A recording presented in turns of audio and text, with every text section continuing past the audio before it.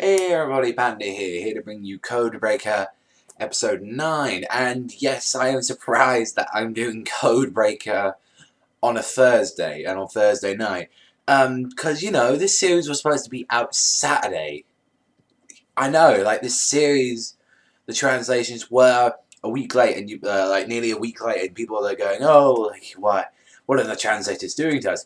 Well, if you from the translation I saw, it was from Funimation, and I thought they only just got the license to dub the series. I didn't know that they had the license to stream it as well. Forgive me, I probably sound like an idiot for that, but that probably explains why it's such slow. And, I'm sort of glad because it saves me the pain of every episode of when I see him completely destroy what Codebreaker manga was.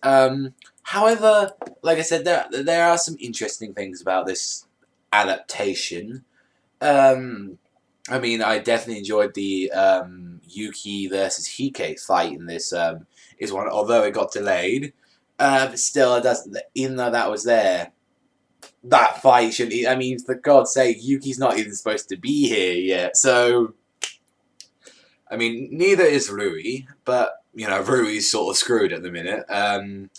So in this episode, Sakura Koji was wondering what is your idea? What do you plan to do with me? And Hitomi was just like, well, I personally don't give a crap, so I'm not going to be doing anything.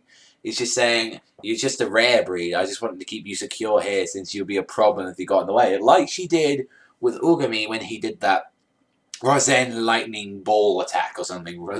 It literally did look like the combination of the lightning blade and a Rasengan, or an Udama Rasengan. And he's like, she said, why are you doing this? And he's saying, if I said this was to save Codebreakers, save the Codebreakers, would you believe me? And I was very interested, because we did get a bit into, more of Kanda's past. And this is the only thing I think is really doing well in the series, is that, Kanda completely gets blanked out. She didn't even have any relation to this guy. And I'm glad that she's getting some development, because all she is literally after this in the manga, she's just the teacher. There's no more development with her, obviously, because she's a human, and anything that can't do anything, you just, understand. And Hike as well, betraying, I'm like, why? Why? I mean, I know it's a fake betrayal. Honestly, anyone can see this. But he is making it look believable. And he was saying, why have you joined up with me? He's saying because he understands his anger and his grief more than any. And he even said that he took down Rui or Oji, whatever her name is. And he sort of lost it a bit. It's do you even know what it's like to not even exist? Which is an interesting thing. For happens, what is it that makes you want to exist? And when by the time Oogami arrived with Yuki, Yuki and Oogami found themselves confronted by Hike, and they saw that. And I gotta say, freaking Codebreaker, you're doing the animation in the fighting incredible. Even though I haven't even seen one actual fight that is supposed to be from the manga, you do some very good fights. I mean, even this entire episode, there's I think after 15 minutes of this, it was about 15 minutes of the show, that it only had one bit it was actually slightly canon to the manga, apart from Hitomi's speech.